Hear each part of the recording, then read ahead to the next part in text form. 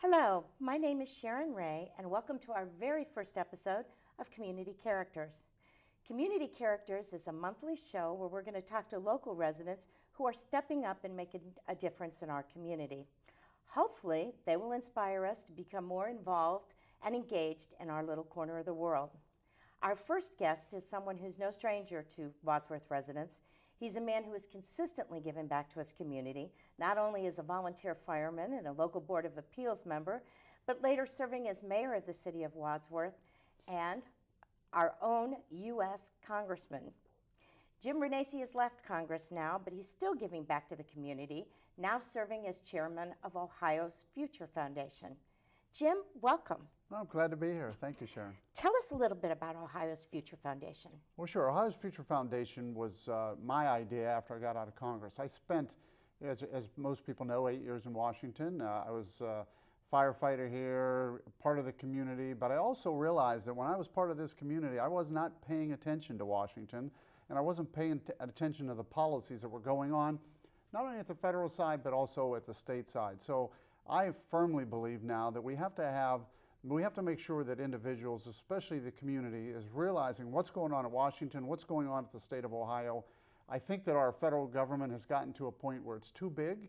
They're spending way too much money. So Ohio's Future Foundation was founded because I really do believe the strength is going to be in our states, in our local communities. And that's why we founded the organization. It's about policies that are going to drive our state forward. I'll never forget, Sharon, when I first got here 35 years ago, I had very little, started with a couple $100, started my first business here, was able to live the American dream here in Wadsworth in Ohio, and I want to be able to give back. But at the same time, Ohio is a place we wanted to come to.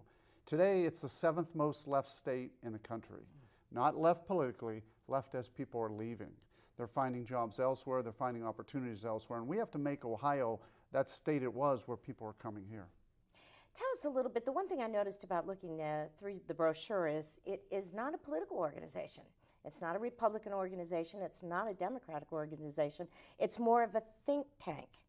So was that your goal, is to get discussion going and educational opportunities going among people that are interested in the foundation? Absolutely. And again, if you go to my congressional record, you'll find that I was very bipartisan. I didn't believe that the right had all the answers, the left had all the answers. I believe the people had the answers, and that's what this organization is going to do, is to talk about some of these issues. You know, one of the issues we have that we're going to be focusing on is healthcare, and a lot of people get mad when you talk about healthcare. You know, I want to have my healthcare. They talk about Medicaid expansion. The key is, what does Medicaid expansion do? Is it important? 1 out of 4 people in Ohio are on Medicaid expansion, which means 1 out of 4 people don't want to enter the workforce in many cases because they lose those subsidies. So we got to talk about it. We got to make decisions. Voc education, another big issue. We don't talk about it enough. When I went to school, you learned how to use a hammer and a saw. Today, high schools are being driven by dollars from our state to get our sons and daughters to college. Well, not everybody's meant to go to college. And you know, I'm always happy to say that my dad taught me how to use the hammer, taught me how to fix cars, taught me how to put roofs on. He used to always say, no matter what, you're going to have a job. And I think we've forgotten that. So that's another area of Ohio's Future Foundation. Look, I also talk about energy. We're losing our energy ability here in the state of Ohio. We've got to talk about it. People got to realize that the nuclear plants are going to go away. Yeah, it's great to talk about wind and solar, but in Ohio, we don't have a lot of wind and solar.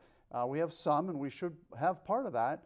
But at the same time, our greatest resources are coal, natural gas, the nuclear plants. So these are the things I want to get people engaged in, not just here in Wadsworth, but all over the state, and we've already started doing that. Is education going to be the main focus of the foundation? Education, forums, making sure that we just did a educational piece on the gas tax. We had the governor, as most people know, propose an 18-cent gas tax. We had the House proposed a 10 cents, and now we have the Senate proposing a 6 cents. We just had a forum where I brought experts in and talked about what's the right thing to do. You know, should we be spending 18 cents a gallon? Should we be increasing at 6 cents? Should we be increasing at 10 cents? Here's another big thing. A lot of people don't realize that Governor Kasich borrowed against the turnpike. The reason Governor Kasich never talked about raising gas taxes, he borrowed against the turnpike, $1.5 billion, and we're going to pay that back over the next 33 years. Sharon, I don't think there's anybody in the community of Wadsworth that buys something that's only lasts 5, 6, 7 years, which are roads, and pays for them for 33 years. It was another big problem that nobody's talking about. We're going to talk about some of those issues as well. Let's talk a little bit about how you did that forum. You did that on Facebook Live, did you not? Did it on Facebook Live. It's amazing the medium that you get. We had 2,500 people that have seen it. Wow. And we're asking questions. It was what I really believe is these forums are not for me to ask the questions or me to tell the people. Too often politicians, this is why I don't want this to be a political organization. Too often politicians want to tell you what's right or what they believe is. I want to hear. So we're going to do a couple forums. We're talking about doing one in Lordstown, just to talk about what happened in Lordstown. These are issues in all these small towns around the state that have really started to, just fall behind. We need to be talking to those residents. What do they remember? What caused those cities to grow and what caused those cities to fail? We got to talk about all those things. The one thing that really impressed me about the first forum was in this day of fake news, and if you're getting your news off Facebook, we all know that so many of the organizations and things are PACs for specific politicians or advocacy groups or whatever. By doing an objective forum, you're looking at both sides, you're looking at the wide scope of possible solutions, and maybe trying to really move us closer to coming to solutions that are going to benefit all of us, not just one party or the other. Absolutely, and here's the problem. People hear things on Facebook or TV or the TV shows, and then they believe they're experts, and they'll say, did you know this happened, or did you know this was the case? And the truth of it is, even when I came back from Washington, too many people would come to me and said, I can't believe you're doing that, or you did this, or your party did this, and we weren't doing that. So I would say, where did you find that out? Well, I saw that on TV last night. Well, it's just not true. So what we really have to do is start talking about the issues, not the people, not the parties, but the issues, and I think that's important. Now, there is a fee to join this organization, is that correct? What will that fee be used for? Well, it's really to promote the organization and continue to grow the organization. We have an executive director. We're going to have additional staff. We have a research person who researches a budget. We're doing a segment on budget for dummies, the Ohio budget for dummies, so people realize, look, the governor just presented a budget this recently. What we don't realize is that the House will present a budget and the Senate will present a budget, but we want to talk about how that works. So we have to have the research people. None of those dollars are going to me. A lot of people say, well, this is an organization. No, I'm actually doing this on a volunteer basis. The dollars are really going toward the staff, the research people, the executive director, and those that are going to help continue to grow this organization. Well, I think that's what allows it to become and keep its objectivity. Absolutely, absolutely. If I'm not confused about where you're going with this. Now, do you foresee you doing things, events all over the state as far as something like a Lordstown? Absolutely. We're going to go. One of the things that was great about my campaign was I went all over the state, places like Portsmouth that people haven't seen. I mean, I was in Portsmouth and they said, we haven't seen anybody here for 25 years, and little towns all over the state that don't really get the same opportunities. Look, Wadsworth it's near and dear to me because I've been here for 36 years, but as I travel some of these other states and I see how they're struggling, I mean, it shows you that they need assistance, they need help. They need to know why. What can we do to help them? And sometimes when you're living in Columbus, you don't realize that these other towns are really struggling. Sometimes when you're living in Wadsworth, you don't realize that some of these other towns are struggling. But there are a lot of towns that are struggling in this state. Well, as a former mayor of the city of Wadsworth and president of council, and I was on council too, Wadsworth has always been very blessed with our politicians because it didn't matter what the political party was. You left that at the door when you went in to do the business of the city. And it's funny you said something about borrowing against a long-term plan to make short-term fixes. Wadsworth's always been a pay-as-you-go community, and I think that's given us an awful lot of advantages that other communities just have not had. It's one of the things we should do. Too often politicians decide that they're going to just borrow. They don't care. They only worry about the next election, not the next generation. It's one of my taglines that I've said all along. If we're going to succeed, we have to worry about the next generation and quit worrying about the next election. Too many people that run for office just worry about that next election, and that's the problem. And that's the other thing we're going to talk about. We're going to have forums on that too. I mean, for me, I grew up as a businessman for 35 years here in Wadsworth. So I look at things as how can I make the business succeed, not how do I get to the next day or the next week or the next month. Well, and one of the other things that you and I have talked privately about is encouraging more people to run for office and get involved in their local government. You know, everybody looks at the big races, but it's the local races that are going to have the most impact on your life. And it's getting more and more challenging to get people to run for anything. I mean, the pay is low and the hours are long, and it's a tough sell. Is that going to be one of the things that you work on through the foundation? We're going to be talking about community service. We're going to be talking about giving back to our communities. We're actually going to try and do a program where we help people learn how to run for office. That's the other thing. People get scared. They truly do. They get scared. They don't know, what do I do? What's the next step? And there are some offices, quite frankly, that are impossible to run for unless you have a lot of money or a lot of support, financial support. That's not fair either. We have to change that. We have to get people involved. The other thing we have to realize is that social media drives this, and negative attacks are always going to come on board, and you have to get people realizing that's part of it as well. So we don't really want to talk about politics. We want to talk about policies. But I think part of policies is making sure there are people who understand those policies and are willing to step up and run. I also appreciate what you said. Look, there's no better place to get the feeling of accomplishment than back in the local governments. The federal government is too big, and the state government becomes too massive, and quite frankly, a lot of times it's the lobbyists and it's the people around the politicians that are driving. You don't see that in good old Wadsworth or some of the other towns. It's the citizens that are driving it, and that's what we really need. But the difference is you can understand the issues on the local area much better because you have the ability to live it, which is why we need to get these policies in front of people on the state basis so they understand, you know, what does Medicaid expansion do? Why don't we have VOTEC in the high school? What is our energy situation? Why is it more costly to be in Ohio than to be in West Virginia because of energy costs? These are all things that we have to talk about. We have to make sure that we're addressing, and then we have to have people informed from both sides. That's the other thing that's so important, as you said. This isn't going to be Jim Renacci talking. I want to moderate maybe both sides, two different people, two opposites. Look, for everybody that supports Medicaid expansion, there's somebody who's opposed to Medicaid expansion. We need to have both of those individuals in the room talking about why. Whether it's health care, the Affordable Care Act, and how it affects Ohioans, we have to people who say that here's the reason it's good and here's the reason it's bad. One thing I've learned by being in Washington, we don't have enough of that debate. I think that's important.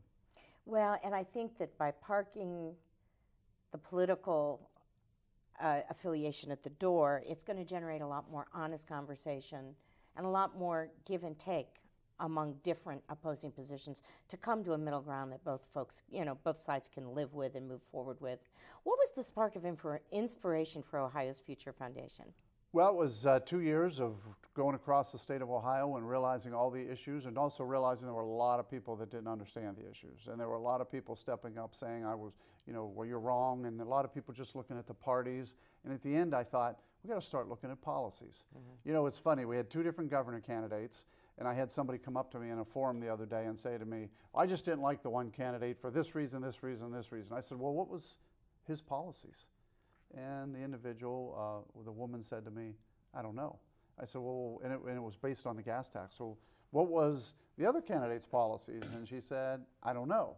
And I said, so you voted for somebody without really understanding the policies they supported or didn't support. That's the difference. We need to make sure people are looking at the policies. If somebody's going to say, I'm going to run for office and I'm going to increase the gas tax, is that good or bad? Interesting thing about the governor's race, neither of them said they were going to increase the gas tax. So these are the kind of things that now we have that policy in front of us, we need to talk about it. Well, I think generating more discussion on any of these issues is very important. But how did you pick your issues that you knew you were really going to center on? You talked about vocational education. I know you've talked about doing away with the municipal income tax. You've talked about the electrical issues. What were the issues? I mean, were those the issues that people asked about the most? Or were you think the ones that had the biggest impact on our future? Well, again, I always believe that if you're gonna move Ohio forward, you got to move it to the place where it's one of the top 10 states in the country. Today, Ohio is rated anywhere between 40th and 43rd in the country. That's not good. If you go back almost 20, 25 years ago, 78% of the gross domestic product of the federal government was done within 600 miles of the state of Ohio. Today it's about 38%. That tells me that we're losing ground in Ohio, and why are we? So what I would do is I would talk to a business. For instance, the best example I can give you is Procter & Gamble. They have decided, they've been a mainstay in Ohio for hundreds of years, and I got to watch when I say hundreds, because there's probably somebody who will say, well, they haven't been around for 100, but you know what I mean, they've been around a long time. And they have decided to build a brand new plant and construct and build a brand new plant in West Virginia. So I went to them. Why are we leaving Ohio? And I found out municipal income tax issues. It's funny because you'll see that they tie into many of the issues we're talking about. Energy issues, right to work issues. I mean, even though right to work isn't one of our major issues, it was one of their issues why they were leaving. The regulatory climate. These were issues that was taking a company that's been in Ohio since the inception and now starting to move to West Virginia. So these are issues that I think are important that we have to address. Why is the best example I can give you also in Lordstown? We have General Motors leaving Lordstown. And what most people don't realize is I had the opportunity to speak to Mary Barra in December, the Chief Executive Officer of General Motors. And it was interesting because all of us members of Congress were sitting around. And what she said was, well, we're leaving because we don't have enough capacity in all of our plants. So we're reducing capacity in some plants and increasing them in others. So when a chance came for me to talk, and for those remember, I went to Washington because I lost the Chevy dealership here in Ohio, actually in Wadsworth. And I said to her, look, you took $60 billion 5 years ago, 10 years ago, 2008. You eliminated 153 dealerships in the state of Ohio. You eliminated almost 6,000 jobs in dealerships, and then another 3 or 4 in manufacturing. And now you've decided you're going to leave Lordstown and go elsewhere. And she started to explain, well, you know, and I said, you're going to Mexico. She goes, oh, no, we're not just going to Mexico. We're going to Indiana. She started naming other states. So then I realized, okay, you just said something. You're leaving Ohio and going to other states, which tells me Ohio's not competitive. Tell me why. And then she didn't know what to say. These are the issues we got to talk about. Why isn't Ohio competitive? General Motors is leaving Lordstown and going to Indiana and 5 or 6 other states and Mexico. Everybody thinks they're just going to Mexico. Why are they going to the other states? Because the other states have a better economic climate and are easier to operate. So we need to look at those things and decide why and how can we make Ohio, future strong. And that's exactly where Ohio's Future Foundation came from. Well, it sounds like that's extremely valuable information to have when you're looking at plotting out Ohio's future and where we go and what issues we do center on. I know vocational education has always been near and dear to my heart, but we've talked about it more and more is in 10 years when you go to try to get a plumber, it's going to cost you an arm and a leg. And there's few greater opportunities to be your own business owner than to be a skilled craftsman, whether it be plumber, electrician, carpenter, mason, and we're losing that. Absolutely. We're losing that. It's a stigma. What I've said all along, it's a stigma. Parents, and I was the same way, we got to get our kids through college. That's shame on all of us for doing that, because what we did is we told them they can only be successful if they go to college. Truth of it is, I have a good friend who got his plumber certificate, who built a construction business from that plumbing certificate, who started building homes and businesses across the state. Just last year he retired, and he now has a big house in Florida and with a big boat. So here's a guy who didn't go to college, who now is able to retire and do very well, just with a plumbing certificate. We need to make sure that people realize there are opportunities. There's going to be a day when you're going to call, and it's funny, I always talk about the repairman for your stove or refrigerator. Look how expensive those guys are. That's because there's none of them around anymore. We need to get back to that point. Those jobs, supply and demand. It's supply and demand. And I think there's great opportunities, but we've got to make sure our education system promotes that. Look, this is another thing that policies got in the way. Opioid crisis got in the way. Politicians got in the way. They set standards. We set standards in the high school that said the only way high schools got rewarded is if they were able to push as many kids through to college. Sharon, I got to tell you a story. There was a school district here in Ohio, 1,300 students. I was walking around with the superintendent, not here in Wadsworth, but it was another school district. Beautiful buildings all over. I asked the "Superintendent, how many kids are here?" He said, 1,300. I go, "That's great." I said, "How many are going to VOTEC?" He said, 27. I said, "What?" He said, "Yeah, 29, because I said, "So you're telling me 1,271 kids should be going to college?" He goes, "Absolutely, that's what we're getting paid to do, get these kids to college." And I go, "No, you're paying them for disaster." I said, and he goes, that's when he told me, he goes, "You don't understand." I used to always love that. "You don't understand." Well, what don't I understand? Well, we're getting paid to push our kids, and that's how we get judged. And well, that's a politician's policy that wasn't good, and we should look at those policies. Why is the policy set up that everybody should go to college? I think what we should do is we should be rewarding kids with skill sets. That should be the key. Quite honestly, I was a vocational education graduate because I didn't know if I was going to go to college, and I wanted to be able to afford to feed myself. So we all went, a lot of us went into vocational education, even thinking that we would probably go on to higher education someday, but we always wanted to be able to generate an income. And I went to work for a company called Roadway Express that's now Yellow Roadway, and they paid for me to go to college at night. So it worked out well, and I was far from the only one. But it just allowed us more opportunities because you had a skill that was marketable so that you were always employable. Absolutely. And again, what drives me crazy is these are policies, and that's what Ohio's Future Foundation is going to do. It's going to be talking about these policies. Who makes these policies up? Politicians. And they make the decisions for all of us. The other issue that we'll talk about too is in this education area is opioids. I mean, let's face it, we have an opioid crisis in Ohio, which was driven in many cases by politicians who set up standards where doctors were paid more money if they were able to keep people pain-free.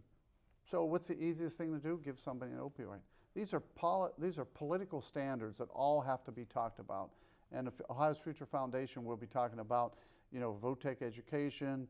It'll be talking about the drug issue. How many kids that came to me in the campaign and said to me, "Congressman, I really didn't want to go to college, and I kept being told that I had to pass trig and I had to pass all these classes I didn't want. So it was easy for me. When I went home at night, I hung around with my brother, hung around with some friends, opened up the cabinet, saw the opioids, and that's where it started." Think about that. If that kid was able to use his hands, find a VOTEC education that he liked, that's probably where he would have went too. But it was a politician who made the decision that VOTEC wasn't important. One of the last things I wanted to talk to you about, Ohio's Future Foundation is a 501c4. Would you explain, as a CPA, would you explain a little bit about exactly what they can and cannot do? Well, 501c4 means it's a non-for-profit, which means that it can take in dollars. It does not, it's a tax-exempt organization, but an individual can't get a tax deduction for it. And I think that's important. If the businesses feel that it's important, the education that they get from it can be a business deduction, but it cannot be an individual tax deduction. And we do say that. For instance, 501c3, if you donate to a 501c3, you can take that deduction on your tax return as an individual. 501c4 is a little different, but it is a non-for-profit organization, which really is set up just to educate and promote policies across the state. Well, I think it's going to be very useful to people all over the state that are looking for some good factual information on some of the issues that Ohio's going to face in the upcoming decade. And I commend you for taking your time without any kind of benefit to help the people of Ohio, which, again, you're one that's always given back, and I think you've continued that tradition. Any final words about the foundation you'd like to say, or? No, I just think if people are interested, ohio'sfuturefoundation.org, look us up on the website. You'll see what we're doing. We are going to do a budget for dummies. In the old days, it was Lotus for Dummies, and some of these books which you can get. We really believe a lot of people have to understand the budget process. We're going to be talking about that. We're going to be talking about some of the things that have happened in the past, like the bonding of the turnpike. It's going to be an educational opportunity, but it's also going to be an opportunity for individuals who join to be part of it. We're going to have quarterly meetings and opportunities to really voice their opinion. So again, ohio'sfuturefoundation.org. If you're interested, please look this up. And individual memberships are $50. Business memberships, are, depending on your size, $500 to $1,000. But we're looking to get we're really looking to get the process going so people become more engaged. Jim, thank you so much for joining me for our first episode of Community Characters. I really appreciate what you're giving back to the community. Thank you so much. Thank you, Sharon.